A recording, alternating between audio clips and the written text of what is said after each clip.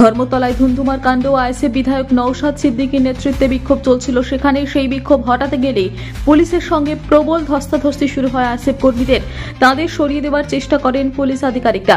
শুধু আইএসএফ কর্মী নন, পাশাপাশি বিধায়কের সঙ্গেও ব্যাপক তর্কে জড়ায় পুলিশ।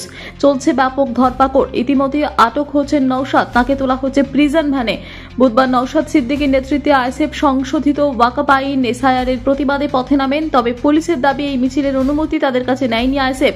এরপর মিছিল ধর্মতলার মেইন রোডের কাছে আসতেই শুরু পুলিশের সঙ্গে তরফে মিছিল সরাতে বলা হয়, তবে তাতে রাজি হননি নওশাদ।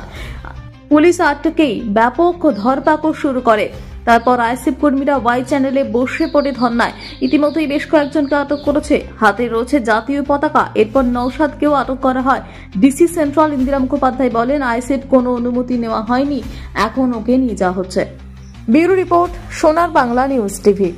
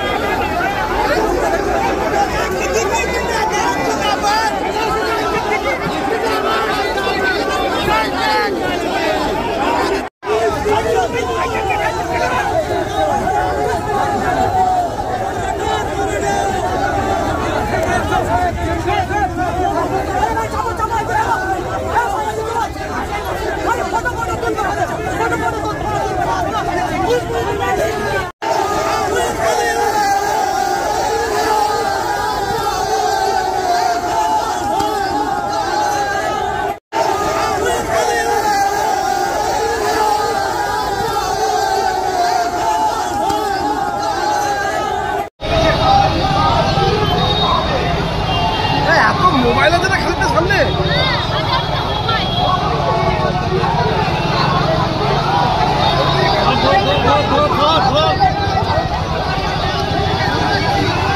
পরিস্থিতি শুরু হয়েছে। এই মুহূর্তে আমরা দেখতে পাচ্ছি যে পুলিশের সঙ্গে ইতিমধ্যে ধস্তাধস্তি লেগে গেছে এবং এই মুহূর্তে পুলিশ টেনে গিয়েছিল, কিন্তু যারা